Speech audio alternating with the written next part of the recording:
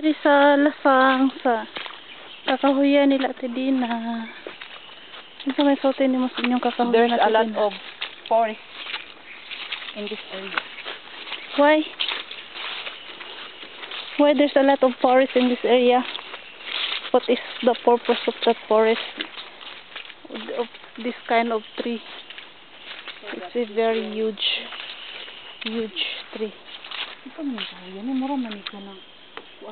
That tree is Ito ni mura siya o ka na. Ito tawag ang tugas. tugas? Lugon dayo. Oh my God, so many mosquito biting in my skin. Yeah. Look at you, there's a mosquito. That's why. Very sick. So, mani siya sa Ate Dina nag-service sa iyang farm kung saan na nitabo. May ni siya kay nag-survey na siya. Kaya nato dyan ni siya suri-suri na iyang kalasangan kung saan na nitabo.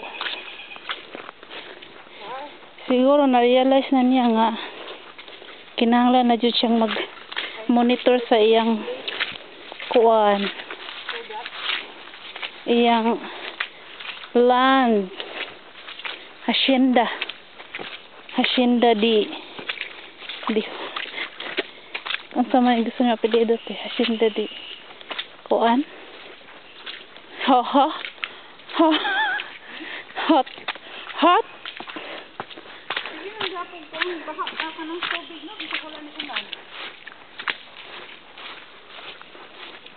diri ni mo daron si kuan isko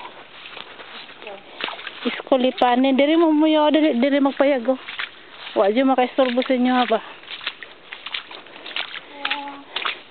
perminti jud mo good time kay wa jud makaistorbo wa jud silingan as in over kamingaw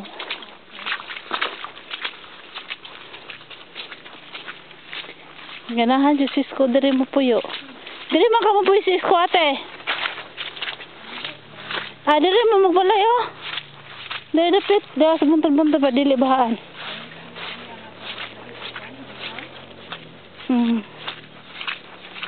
Muna siya. Dili ang plano nila. Muna lubong ni aning uyang hulya. Dili siya gilubong oh. Kana na bulak.